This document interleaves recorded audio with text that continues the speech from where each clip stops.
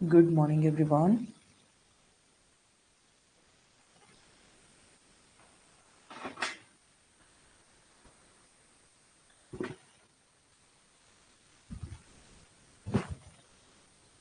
सर्वांपर्यंत माझा आवाज येत आहे का? एकदा रिप्लाय करा.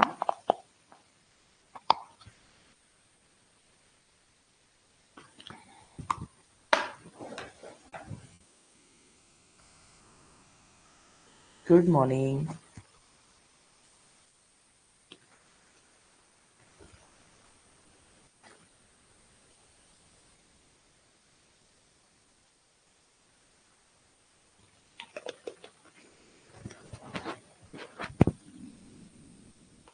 येतोय ना? ओके. झाले का सर्व विद्यार्थी जॉईन?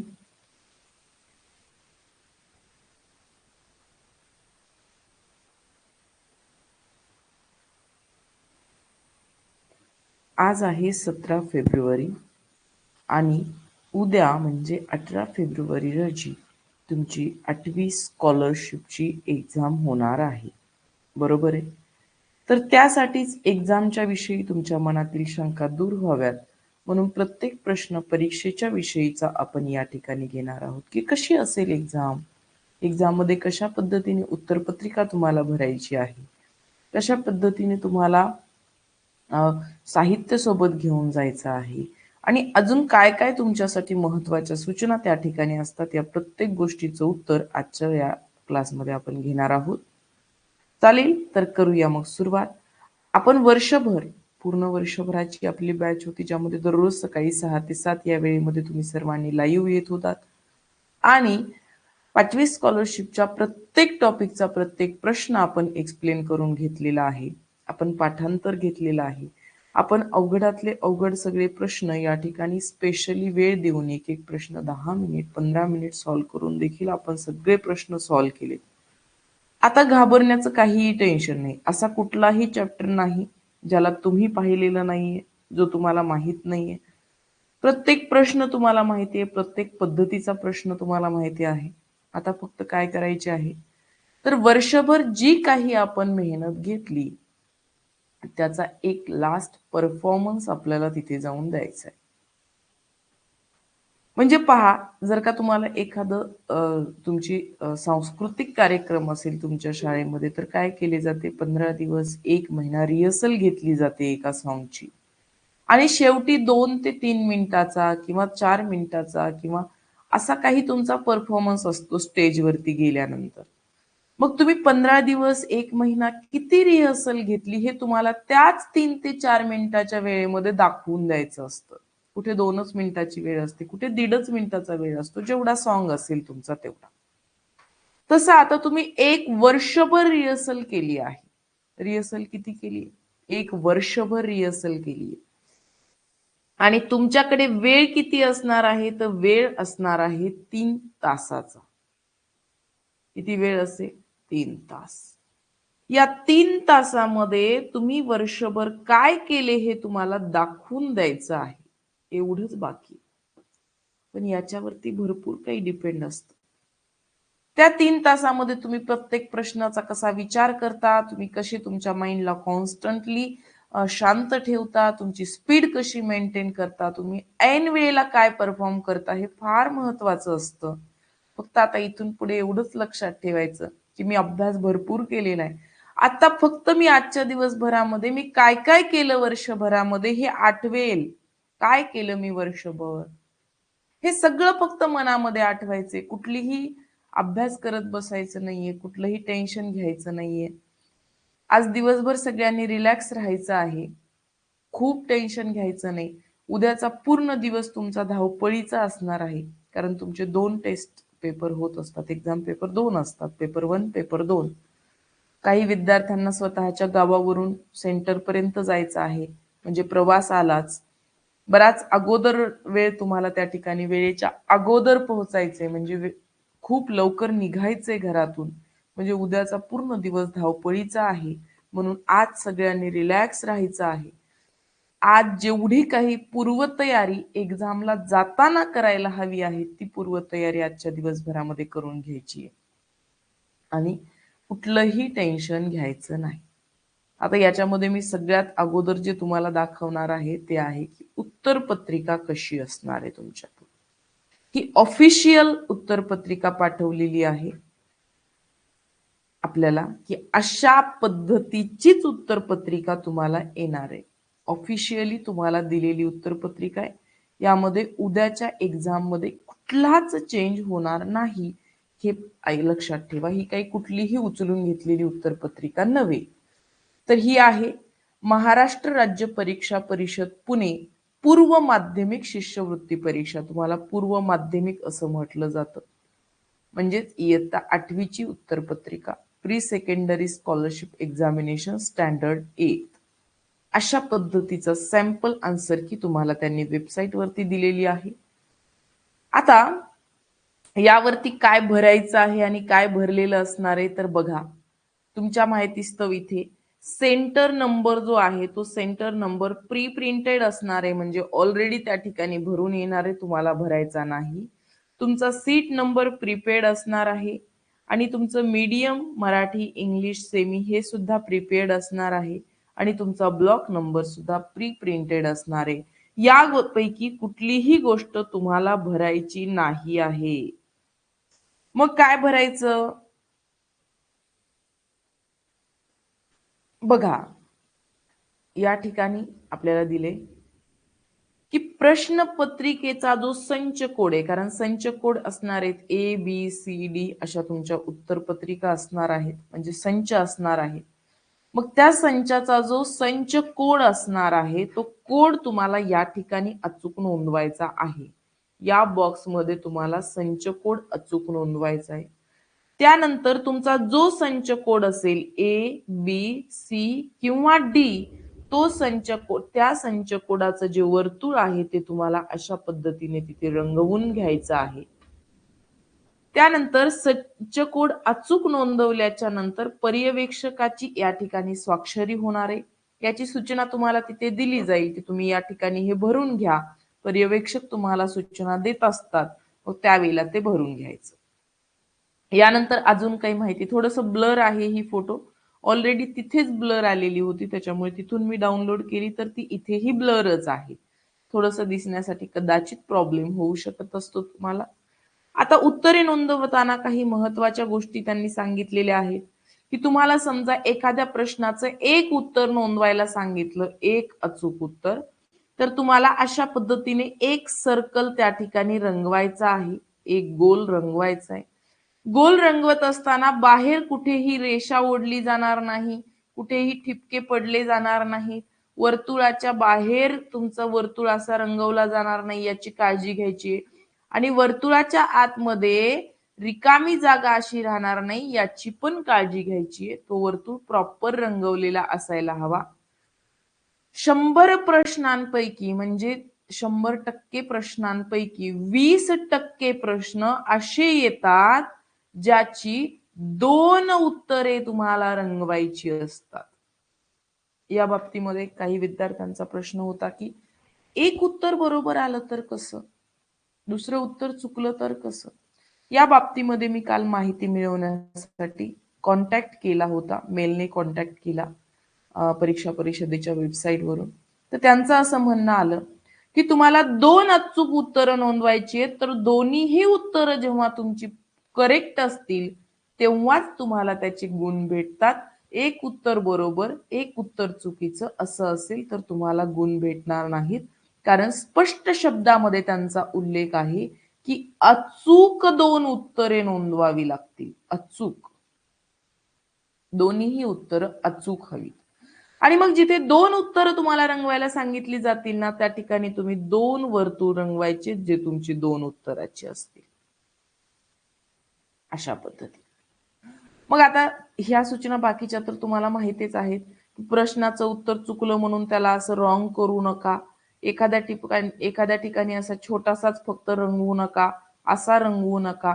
रंगवण्याची पद्धत अशी असावी आणि असं टिक देखील करू नका. तुमचं जे काही उत्तर असेल, फॉर एक्झाम्पल तुमचा या ठिकाणी प्रश्न क्रमांक 34 आहे. 34व्या प्रश्नाचं तुमचं उत्तर आलेलं आहे ए. तर ए उत्तर आल्यानंतर 34ला ए, 34ला ए, 34ला ए, मग या ठिकाणी 34 प्रश्न आहे. मग 34व्या प्रश्नाच्या ए उत्तराला तुम्ही अशा पद्धतीने रंगवणार आहात. ओके, तर या सर्व सूचना तुम्हाला त्यांनी इथे दिलेल्या आहेत. त्यानंतर खाली तुम्हाला या ठिकाणी दिसत असतील की प्रश्न क्रमांक 1 पासून प्रश्न क्रमांक 75 पर्यंतचे या ठिकाणी तुम्हाला प्रश्न दिसतात. कारण पेपर 1 मध्ये 75 प्रश्न असतील आणि पेपर 2 मध्ये 75 प्रश्न असतील, म्हणून या ठिकाणी आपल्याला 75 प्रश्नांचे या ठिकाणी एक उत्तरपत्रिका दिसते आहे. त्यानंतर आता पेपर तुमचा सोडून म्हणजे पेपर तुमच्या हातात दिल्यानंतर आणि पर्यवेक्षकाने सूचना दिल्यानंतर तुम्हाला हा जो बॉक्स दिसतोय या ठिकाणी डाव्या हाताला सगळ्यात शेवटी इथे लिहिले विद्यार्थ्याची स्वाक्षरी. काय लिहिले आहे? विद्यार्थ्याची स्वाक्षरी. या ठिकाणी तुम्हाला तुमची स्वाक्षरी म्हणजे साइन करायची आहे. आता साइन कशी करायची? तर जी साइन तुमच्या ऍडमिट कार्ड वरती म्हणजेच हॉल तिकीट वरती दिलेली आहे तीच साइन तुम्हाला इथे करायची. नाहीतर उगी स्टाईल मध्ये वेगळी काही साइन करून ठेवाल, हाताने गोंधळ व्हायचा बरं का. हॉल तिकीट वरती जी साइन आहे ना तीच साइन करा, वेगळं काहीही करायचं नाही. आणि या ठिकाणी पर्यवेक्षकाचं नाव आणि पर्यवेक्षकाची स्वाक्षरी हे तुम्ही भरायचं नसतं. हा पर्यवेक्षकाने भरायचा बॉक्स आहे, इथे तुमचा काहीही संबंध नाही. जी माहिती पर्यवेक्षकाची भरायची आहे ही पर्यवेक्षकाची स्वाक्षरी दिले, पर्यवेक्षकाचे नाव आणि पर्यवेक्षकाची स्वाक्षरी. तुम्ही इथे काहीही भरायचं नाही, हा त्यांच्यासाठी असलेला बॉक्स आहे. आणि इथे सुद्धा सांगितले की ही माहिती पर्यवेक्षकाने भरावी, पण कधी कधी पर्यवेक्षक काय करतात तर तुम्हाला सांगतात ही माहिती भरायला.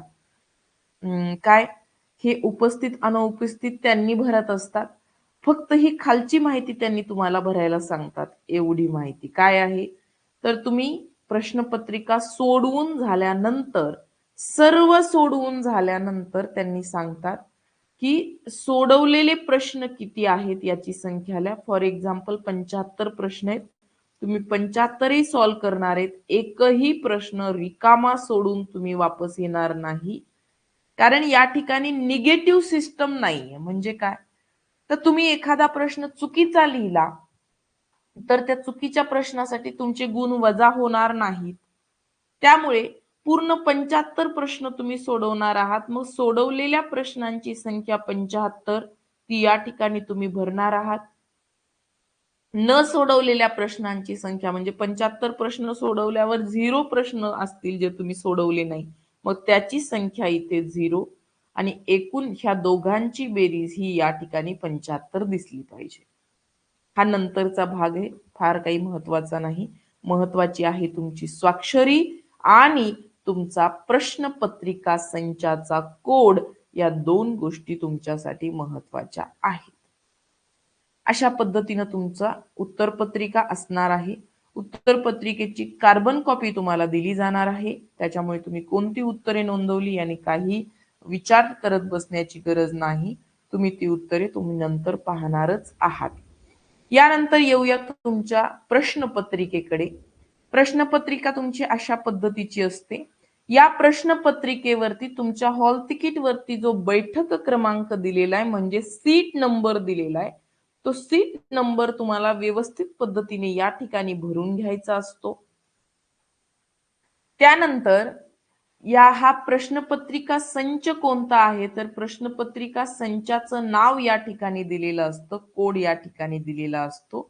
मग तुम्हाला तोच या ठिकाणी प्रश्नपत्रिका संचाचा कोड भरायचा असतो की हा ए नंबरचा संच आहे, तो इथे दिसतो तुम्हाला प्रश्नपत्रिकेवरती. आता त्यानंतर तुमचे 2 पेपर असणार आहेत. मी जसं सांगितलं तर पेपर क्रमांक 1 असेल. पेपर क्रमांक 1 ही तुमची प्रथम भाषा आणि गणिताचा असतो. मग मराठी मीडियमचे विद्यार्थ्यांसाठी प्रथम भाषा मराठी असते आणि इंग्लिश मीडियमच्या विद्यार्थ्यांसाठी प्रथम भाषा ही इंग्लिश असते. तुम्ही ज्या मीडियम मधून एक्झाम देताय ती तुमची प्रथम भाषा असते आणि त्याच्यासोबत असते गणित म्हणजे मॅथ. हा फर्स्ट पेपर असतो तुमचा. यासाठी तुमचा पेपर असणार आहे सकाळी 11 ते 12:30, बरोबर आहे का? तुमच्या हॉल तिकीट वरती टायमिंग हेच आहे 11 ते 12:30. हेच आहे का टायमिंग?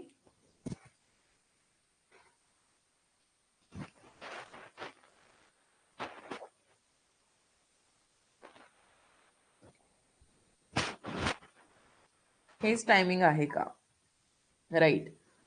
मग 11 ते 12:30 म्हणजे 1.5 तासाचा तुमचा फर्स्ट पेपर असणार आहे.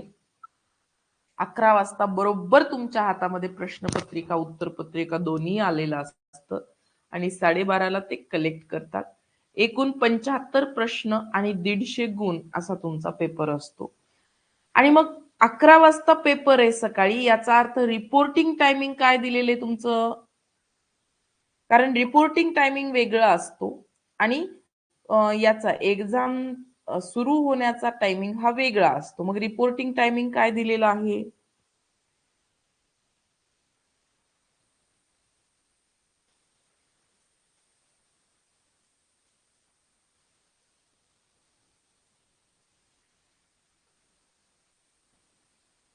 रिपोर्टिंग करण्याचा वेळ काय दिली आहे? परीक्षार्थींनी सकाळी 10 वाजता परीक्षा केंद्रावर हजर राहावे. किती वाजता? हे सगळ्यात महत्वाचे, 10 वाजता.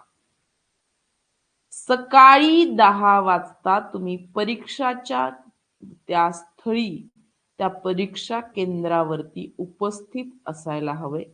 तुमचे स्कूलमधून जर का तुम्हाला घेऊन जात आहेत तर त्यांनी हे वेळ पाळणार आहेत. तुम्ही जर का स्वतः त्या ठिकाणी जात आहात, 10:30 नाहीये बेटा आहेत, 10 आहे, बरोबर 10. 10 वाजताचा रिपोर्टिंग टायमिंग आहे, म्हणजे 10 वाजता तुम्ही त्या केंद्रावरती असायला हवंय. 10 वाजता रिपोर्टिंग टायमिंग आहे, तर माझं म्हणणं की तुम्ही 10 मिनिट अगोदर पोहोचा, कारण की त्या 10 मिनिटामध्ये त्या वातावरणामध्ये तुम्ही थोडेसे रिलॅक्स होता आणि तुम्हाला 10 वाजता रिपोर्टिंग टायमिंग म्हणजे गेट ओपन करून तुम्हाला आतमध्ये घेण्याची प्रक्रिया सुरू केली जाते. कारण की 10:30 वाजता तर बरोबर त्या ठिकाणी तुम्हाला केंद्रात त्या तुमच्या हॉलमध्ये बसवतात 10:30 वाजता. म्हणजे 10 वाजता तुमच्यासाठी गेट ओपन केलं जातं. 10:30 वाजता तर सेंटरच्या त्या हॉलमध्ये तुम्ही असता. बरोबर आहे?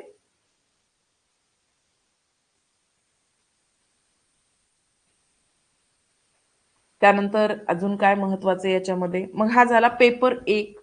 आता पेपर 1 मध्ये भाषा, प्रथम भाषा आणि इंग्लिशचा हा पेपर असतो. याच्याविषयी थोडीशी तुम्हाला प्रश्नपत्रिकेवर माहिती दिलेली असते. ती इथूनच मी तुम्हाला वाचून दाखवते आहे. तिथे गेल्यानंतर तुम्ही एक नजर फिरवा.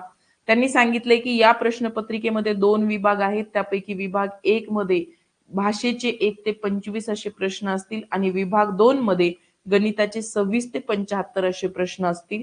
तुम्हाला आजच ठरवून ठेवायचंय की मराठीचे प्रश्न म्हणजे भाषेचे प्रश्न किती वेळामध्ये कंप्लीट झाले पाहिजेत आणि त्यानंतर गणितासाठी किती वेळ द्यायला हवा. कारण काय आहे, गणित सॉल्व्ह करायला फार वेळ लागतो, परंतु मराठीचे प्रश्न अतिशय सोपे असतात. त्यामुळे मराठीचे प्रश्न कमीत कमी वेळेमध्ये तुम्ही सॉल्व्ह करू शकता. कमीत कमी वेळेमध्ये म्हणजे असं नाही की बिलकुल लक्ष न देता सॉल्व्ह करायचे. प्रश्न व्यवस्थित वाचून सॉल्व्ह करायचा आहे, कारण तिथे आपले बोनस मार्क्स असतात. हे आपल्या हातून जायला नकोच आहेत ते. कुठलाही मराठीचा प्रश्न तुमचा जायला नको, म्हणून प्रश्न व्यवस्थित वाचून सॉल्व्ह करा, पण तरी सुद्धा कमी वेळेमध्ये तो सॉल्व्ह होतो. म्हणजे अंदाजे इथं जर का पाहायला गेलं तर 75 प्रश्न आणि 1.5 तास म्हणजे किती, तर 90 मिनिटे असा तुमच्याकडे वेळ आहे. बरोबर आहे?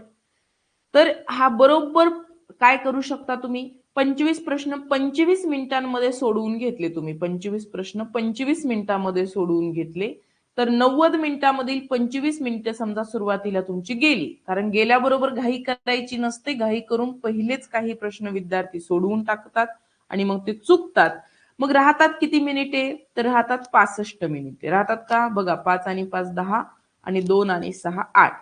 65 मिनिटे राहतात आणि प्रश्न किती राहतात, तर 50 प्रश्न राहतात.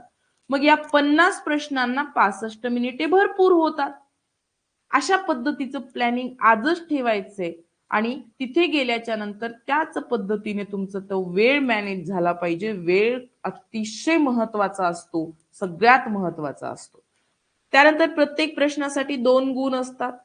त्यानंतर प्रश्नपत्रिका सोडवण्यासाठी एकूण 90 मिनिटांचा कालावधी दिला जातो. उत्तरे नोंदवण्यासाठी स्वतंत्र अशी उत्तरपत्रिका असते आणि त्याच्यासमोर 4 वर्तुळे असतात, हे सगळं तुम्हाला माहित आहे. त्यानंतर जर का एक उत्तर रंगवायला सांगितलेलं असेल तर एक उत्तर रंगवा आणि 2 क्रमांक रंगवायला सांगितलेले असतील तर 2 क्रमांक रंगवा. अशा पद्धतीच्या कुठल्याही खानाखुणा त्या उत्तर पत्रिकेवरती करू नका असं त्यांनी स्पेशली सांगितलंय, कारण ही एक्झाम कम्प्युटर जनरेटेड असते. तिथूनच एक्झाम ही उत्तरपत्रिका तपासली जाते. कोणताही व्यक्ती ही उत्तरपत्रिका तपासित नाही, म्हणून चुकांना तिथे माफी नाही. त्यानंतर प्रत्येक प्रश्नासाठी एक पेक्षा अधिक वर्तुळे नोंदवलेली उत्तरे खाडाखोड करून दिलेली उत्तरे ग्राह्य धरले जाणार नाहीत. एकदा नोंदवलेलं उत्तर पुन्हा बदलता येणार नाही. उत्तरे नोंदवताना फक्त काळ्या पेनचा किंवा निळ्या रंगाच्या बॉल पेनचाच वापर करायचा आहे. तुम्ही जर का पेन्सिलने उत्तर नोंदवलं तर ते उत्तर तुमचं ग्राह्य धरलं जाणार नाही.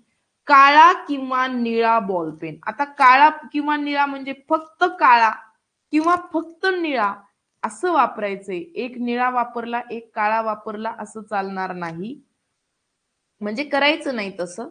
त्यानंतर प्रश्नपत्रिकेवर प्रत्येक पानाच्या खाली शेवटच्या पानावर कच्चे काम करण्यासाठी मोकळी जागा दिलेली आहे. तिथे तुम्ही कच्चं काम करू शकता. एखादा प्रश्न जर का तुम्हाला सोडवता येत नसेल तर तुम्ही पुढच्या प्रश्नावर जा, कारण वेळ मर्यादित असल्यामुळे तुम्ही तो प्रश्न मागे ठेवून पुढच्या प्रश्नावरती जा. परंतु प्रश्न मागे ठेवत असताना त्याची जी जागा आहे ती रिकामी राहिली पाहिजे, नाहीतर आपण चुकीने त्या ठिकाणी उत्तर लिहून टाकतो. एखाद्या प्रश्नात त्रुटी किंवा चूक आढळल्यास पर्यवेक्षक किंवा परीक्षा केंद्र संचालक यांच्याकडे विचारणा करू नये. नंतर ती तुम्हाला त्याचे बोनस मार्क्स म्हणा किंवा अदर पद्धतीने ते तुम्हाला नंतर दिलं जातं. आणि येस, एवढ्या तुमच्यासाठी सूचना आहेत. आता सोबत काय काय साहित्य जाणार आहे याच्यामध्ये अजून एक महत्वाची गोष्ट अशी आहे की प्रश्नपत्रिका तुमच्या हातात आली किंवा उत्तरपत्रिका आन्सर शीट तुमच्या हातामध्ये आली की आल्याबरोबर उत्तरपत्रिका सगळ्यात अगोदर व्यवस्थित बघून घ्यायची आहे की त्याच्यावरती सगळे प्रश्न व्यवस्थित आहेत का, सगळी वर्तुळ व्यवस्थित आहेत का, प्रिंट फिक्क झालेलं नाहीये ना, हे अगोदरच पाहून घ्यायचं. तुमच्या हातात उत्तरपत्रिका आल्याबरोबर उत्तरपत्रिका व्यवस्थित पाहून घ्यायची. नंतर पुन्हा एकदा तुम्ही तुमचं नाव वगैरे ते त्या ठिकाणी नंबर वगैरे नोंदवला, नंतर काही करता येत नाही, आल्याबरोबर एकदा पाहून घ्यायची व्यवस्थित. प्रश्नपत्रिका सुद्धा तुम्ही ओपन केल्यानंतर प्रश्नपत्रिकेचा कोड दुसऱ्या पेजवरती उत्तरपत्रिकेवरती टाकून घेण्याच्या अगोदर प्रश्नपत्रिका व्यवस्थित छापलेली आहे का हे बघून घ्यायचं.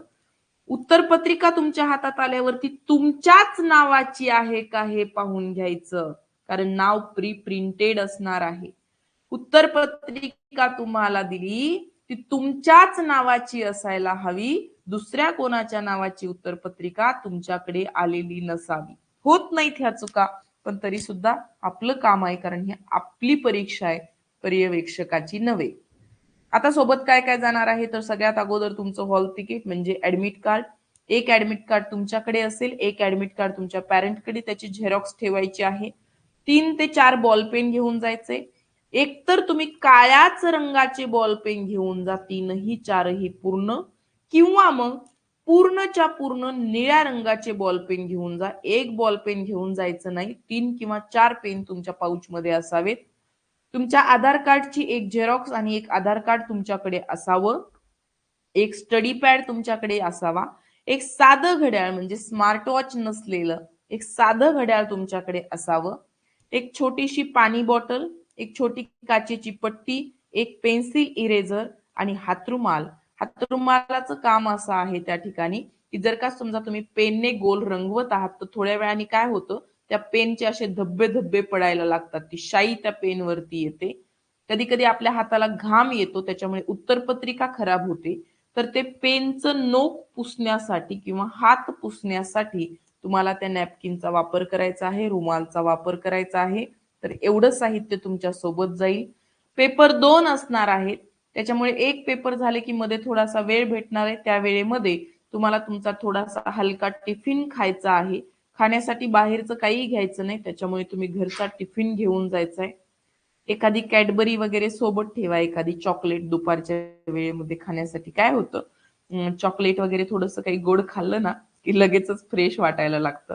म्हणजे पहिला पेपर झालेला असेल, दुसऱ्या पेपरला जात असाल तर थोडंसं लगेच तुम्हाला छान फील होईल. सो एखादी चॉकलेट दुपारच्या सुट्टीमध्ये खाऊन घ्या. तुम्हाला आवडत असेल तर. आवडते का? चॉकलेट आवडते का?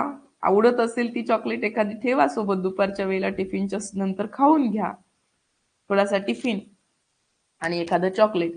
फार गोड, फार तेलकट असं काही खाऊ नका, कारण त्याच्याने लगेचच झोप यायला लागते. बरोबर आहे की नाही? तर तसलं काही खाऊ नका. आपलं साधं साधं असं जेवण काहीतरी घेऊन जा. चालेल ना? कोणालाच आवडत नाही वाटतं चॉकलेट क्लासमध्ये. पण हरकत नाही. तुम्ही जेव्हा मेरिट लिस्टमध्ये याल ना, त्यावेळेला मग सगळ्यांना चॉकलेट वाटा. त्यावेळेला तुम्ही पण खा. ठीक आहे? आवडते की नाही आवडत? आहेत की नाही क्लासमध्ये तुम्ही?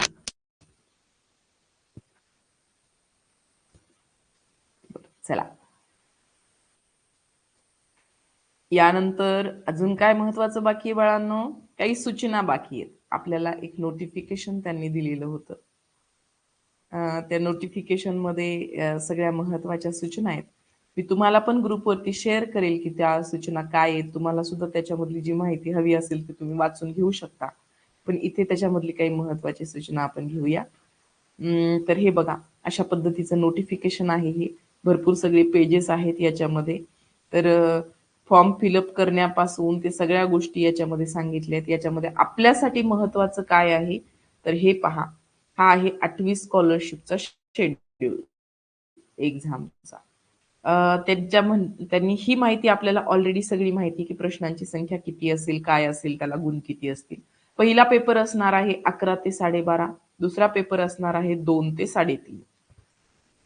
परंतु इथे 11 वाजता सेंटरवरती पोहोचायचं नाहीये आणि 12:30चा पेपर झाल्यानंतर सुद्धा या ठिकाणी 2 पर्यंत बाहेर थांबायचं नाहीये. अर्धा तास अगोदर म्हणजे 1:30 वाजताच हॉलमध्ये जाऊन थांबायचे तुम्ही. तिथं त्यांनी बेल देतात, पण तरी पण तुम्ही लक्ष ठेवायचंय. आणि इथे मात्र 10 वाजता परीक्षा सेंटरवरती तुम्ही असायला हवं, सकाळी बरोबर 10 वाजता. घरातून कितीही लवकर निघावं लागलं तरी हरकत नाही, पण तिथे मात्र तुम्ही वेळेच्या अगोदर पोहोचलेला असायला हवं.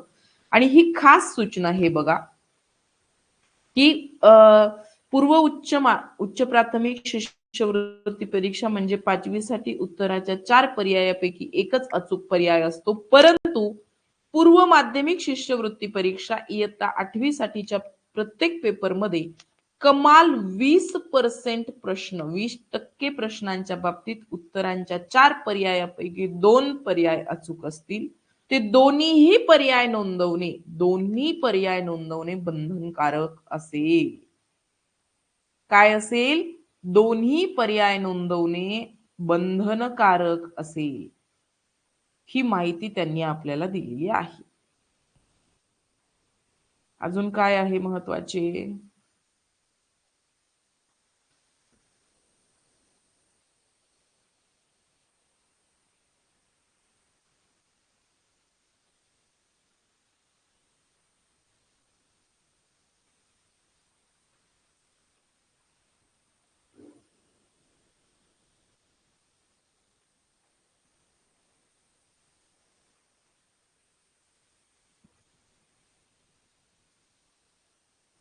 एवढं आहे पहा.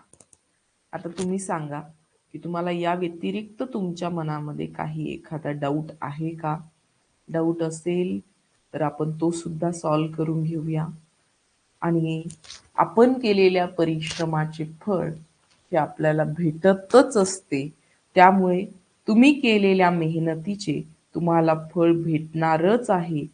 कुठल्याही पद्धतीचं टेन्शन न घेता, कुठल्याही पद्धतीची निगेटिव्हिटी मनात न आणता अतिशय आत्मविश्वासाने या परीक्षेला सर्वांनी सामोरे जायचे आहे.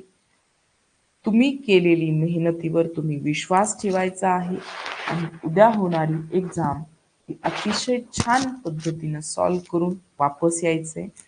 मी जसं तुम्हाला नेहमी सांगितलेलं आहे की या परीक्षेमध्ये काही अतिशय सोप्या लेवलचे प्रश्न असतात. यांचं असं डिव्हायडेशन केलेलं आहे त्यांनी. काही मध्यम स्वरूपाचे प्रश्न असतात आणि काही कठीण स्वरूपाचे प्रश्न असतात. आता यामध्ये जसे की संख्यांवरचे प्रश्न वगैरे असतात. तर या कठीण लेवलच्या प्रश्नांमध्ये जर का तुम्ही एखाद्या प्रश्नावरती अडकलात, तुम्ही 1 मिनिटे वेळ दिला, तुम्ही 2 मिनिटे वेळ दिला, परंतु हा प्रश्न तुम्हाला सॉल्व्ह होतच नाहीये, तर तो प्रश्न तुम्ही एकतर मागे ठेवा.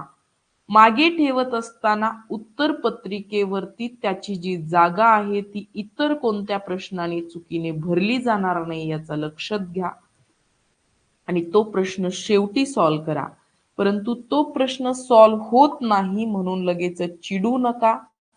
जर का तुम्ही चिडत असाल, त्या ठिकाणी परेशान होत असाल, तर काय करा, चिडत असाल तर काय होतं, तर नेक्स्ट प्रश्नावरती त्याचा इफेक्ट होतो. म्हणून असं करू नका, चिडू नका, परेशान होऊ नका आणि अतिशय शांतपणे परीक्षा सोडवा. खूप सलग 2-3 प्रश्न आपल्याला अवघड वाटले की आपण लगेचच परेशान होतो. त्यावेळेला एक दीर्घ श्वास घ्या, श्वास सोडा, डोळे बंद करा आणि परत एकदा शांतपणे प्रश्न सोडवायला सुरुवात करा. सलग 2-3 प्रश्न चुकीचे झाले याचा अर्थ तुमच्या परीक्षेमध्ये सगळं काही चुकीचं झालं आहे, असा त्याचा अर्थ होत नाही. परत एकदा माझ्याकडून, रघुकुलकडून तुम्हा सर्वांना तुमच्या येणाऱ्या या परीक्षेसाठी मनपूर्वक शुभेच्छा. सर्वांनी यशस्वी व्हा. सर्वांना ऑल द बेस्ट. यानंतर घुले मॅडम तुमच्याशी 2 मिनिट बोलतील. घुले मॅम.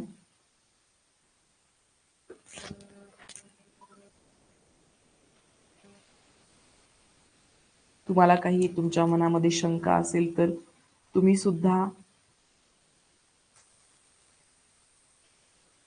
विचारू शकता.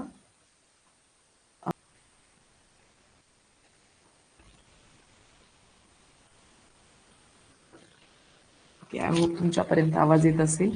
तर आज जर का कोणाला काही डाऊट असेल तर विचारू शकता. यानंतर सुद्धा दिवसभरामध्ये तुम्हाला काही वाटले की तुमच्याकडे काही डाऊट आहे, तुम्हाला काही प्रॉब्लेम वाटतो आहे, तर तुम्ही कॉल करून बोलू शकता. आज आपला हा शेवटचा लेक्चर असणार आहे या बॅच मधला.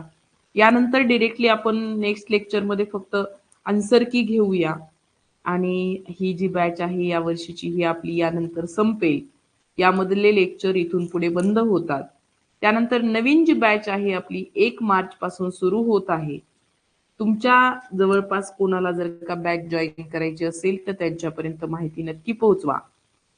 5वी स्कॉलरशिप आणि 8वी स्कॉलरशिप दोन्हीही बॅच 1 मार्च पासून आपल्या नवीन वर्षाच्या बॅच सुरू होतील. मागच्या वर्षी देखील आपण 1 मार्चला बॅच स्टार्ट केलेली होती आणि 1 मार्च पासून आजपर्यंत आपली बॅच सुरू आहे. त्याच पद्धतीने 1 मार्चला बॅच सुरू होईल आणि नेक्स्ट एक्झाम पर्यंत ती बॅच सुरू राहील. सो ज्यांना कोणाला जॉईन करायचं आहे त्यांच्यासाठी नक्की तुम्ही ही माहिती त्यांच्यापर्यंत प्रोव्हाइड करा. नवोदय 5वी नवोदयच्या ज्या बॅच आहेत, स्पेशल इंग्लिश मीडियम आणि स्पेशल मराठी मीडियम दोन्ही बॅचेस आपल्या ऑलरेडी सुरू झालेल्या आहेत. त्याचीही माहिती गरजूंपर्यंत नक्की पोहोचवा. तुम्हाला सगळ्यांना परत एकदा तुमच्या येणाऱ्या एक्झामसाठी हार्दिक शुभेच्छा. All the best to all dear students. छानपैकी एक्झामला सामोरे जा आणि यशस्वी व्हा. ओके, चला तर मग आज आपण थांबूया इथे. सर्वांना बाय बाय, टेक केअर.